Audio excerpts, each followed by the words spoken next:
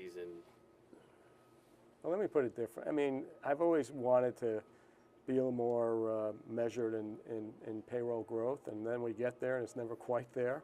I mean, listen, I have the ability to spend if I have to, and you know, I want to win, and I want to, you know, put the best team I can on the field, and so. But I mean, listen, certain things I mean, getting, you know, free agency is expensive. It's just the way it is, and it's always more expensive than you can imagine. When you say get the spending down to a more reasonable level, when you start to use the farm system in the ways that you want, what is a reasonable level? I mean, I'd like to get below the Cohen tax. I mean, you know, whatever. I'm sure it's about me. I mean, there's a lot of Cohens out there. But I mean, I was saying to somebody before, I'm a piker now compared to the Dodgers. Steve, Yeah. You mentioned the Dodgers. Yeah. Steinbrenner recently said that it's hard for us owners, most of us owners, to keep up with them. How do you view what the Dodgers are doing, and do you think that's what they're doing is bad for the sport? Well, I'm not going to get into whether something's bad or good. I mean, they've built a great business over there with revenues that are significantly above almost any other team, and that gives them the ability to do things that perhaps other teams can't do. And so kudos to them. I mean, they built a great organization. Steve, when you take a look at the business side of your day job compared to this side, Yeah. this baseball seems every year to rapidly change. Have you seen the differences in baseball since you've been here and how rapid the changes to the landscape are? Have you ever traded markets before? They change pretty rapidly too. So I'm actually I mean, there's a lot of similarities between being in the markets, running a hedge fund, and running a team. And a lot of it has to do that things change pretty quickly, or you have to have, you know, pretty flexible thinking. You know, how you think, what's happening, you have to be really adaptable when things are changing. And so there are a lot of similarities there, and I'm kind of used to doing it. What you think about some of the deferred money that, you know, the Dodgers and some other teams, do you see that being a trend? How do you feel about that? That doesn't seem to be how you guys are operating. I love deferring money if I can, okay? It just so happens my players, I'm not getting lucky enough to. But you know, I think that's a little bit of a red herring, and because they're also giving big signing bonuses. And I think what's really happening there is they're trying to balance out the signing bonus with the deferral. If you notice, they tend to be in the same ballpark. And so I think people are focused on deferral and maybe not thinking about the fact that they're advancing cash at the beginning. So I'm not sure that's a real issue.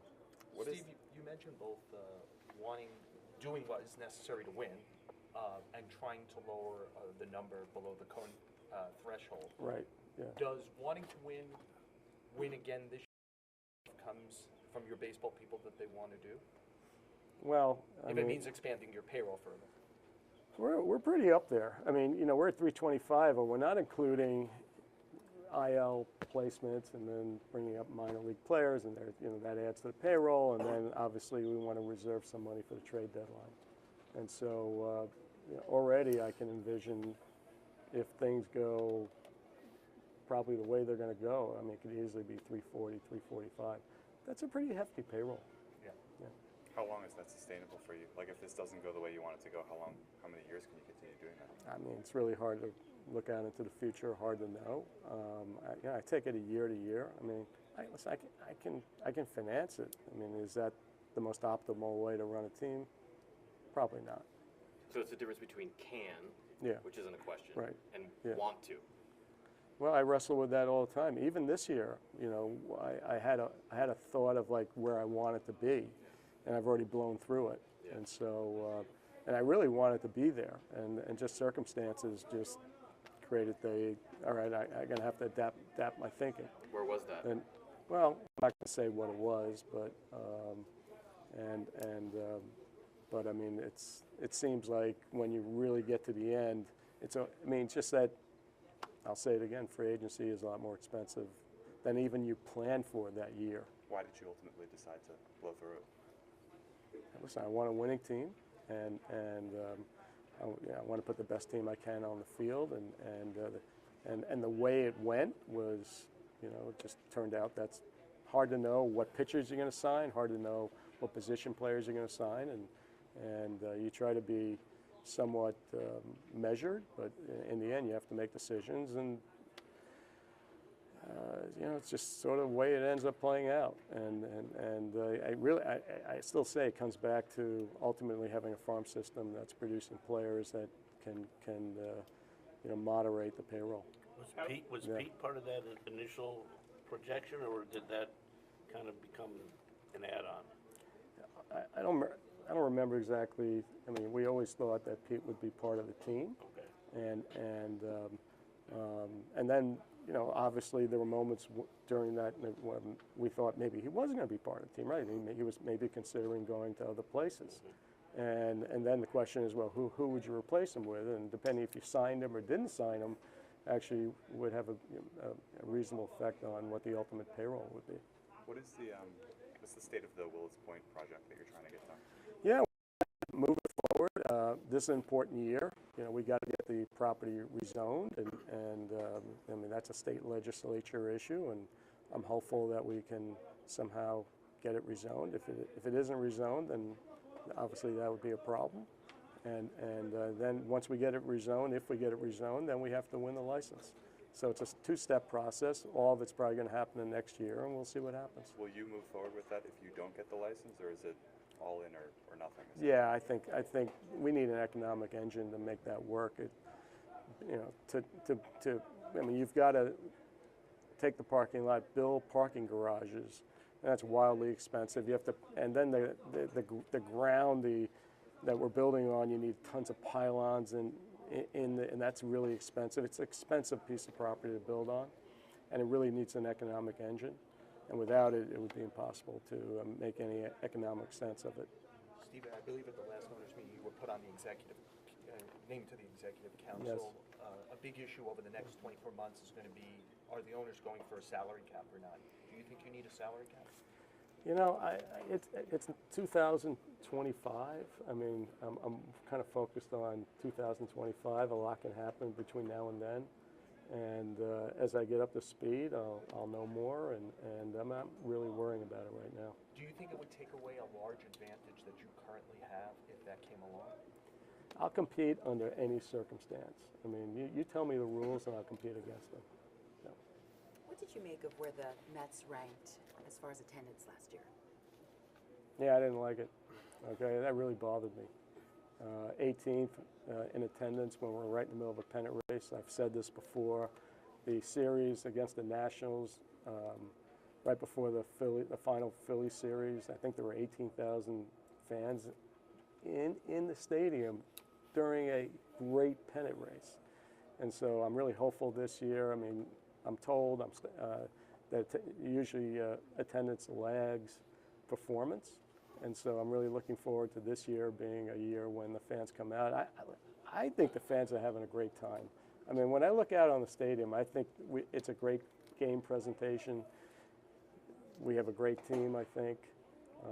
I'm really excited by. I think it's going to be a fun place to be this year. Was that Steve, part of yeah. the thinking with Soto? I mean, not just that he's a great player who's going to help the team win, but he also brings a drawing card to the. Yeah, I would call it a secondary consideration. And when you get a chance to get a generational ball player like that, they don't grow on trees. And when you actually looked at it, it might have been a while before someone of that caliber would be available again. And so that's a pretty rare opportunity, and so that's why I thought it was important to try to give the best effort we could to get him.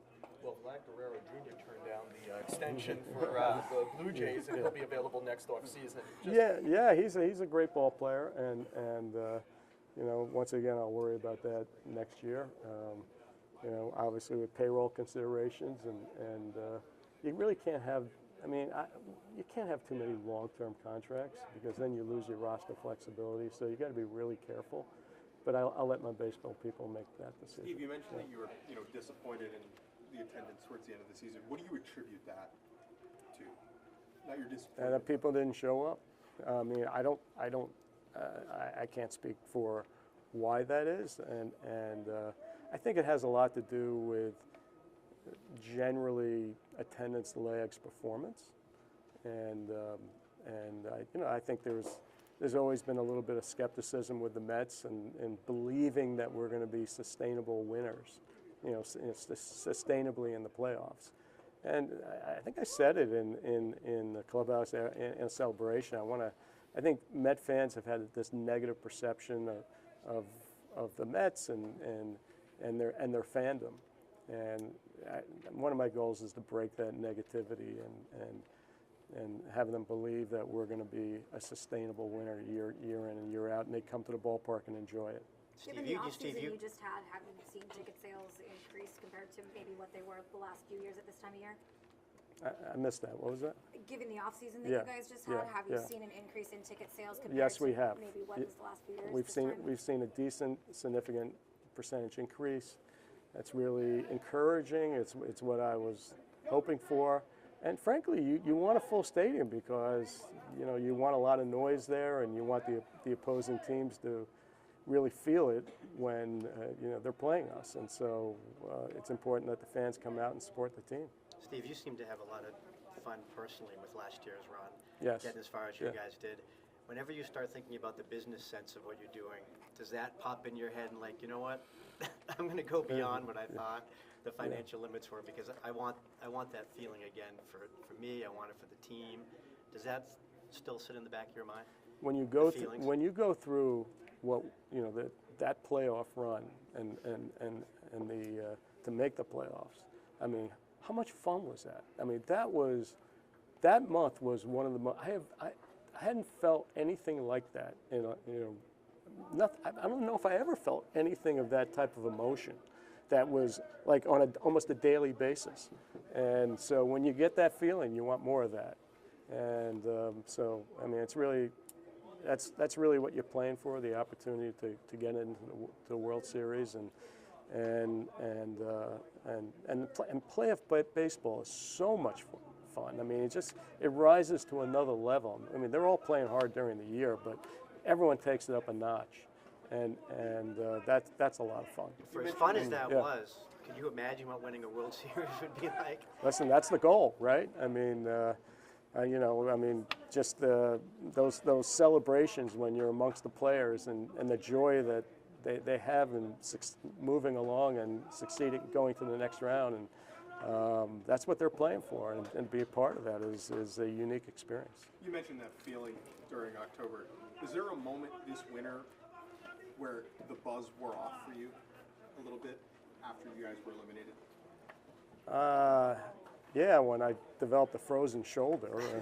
I'm in pain every freaking night. That takes the buzz off pretty quick. Was there any sort of like but actually, the way I would describe it is when it gets into the dead of winter and you're not playing baseball and you've just gone through something like that, you're like, you can't wait till the season starts again. How eager were you to get the season off Yeah. again? Yeah, I'm excited. I mean, come on. There's nothing better than coming to spring training and you have all the hope that this year is going to be a great year, and you haven't lost a game yet, so I mean, you can hope, right? And I think there's more than hope here. I think we've built a pretty strong team. Thank you, Steve. Okay. All right. Thank you. Steve. All right. Thank you. frozen shoulder? Steve, you need a throw. What's that? I said you might need a throw if you have a frozen shoulder. I mean, it's my left arm, not my right, but it still hurts like hell. Next year, what does someone do? What is? I don't freaking know. I mean, like, I got these shots in my shoulder in December called Regenikine. It's like a PRP, but with other things in it. And it hasn't done much, So now I'm like, Pass the drug test, right? I may not. So like now I'm like, I'm doing.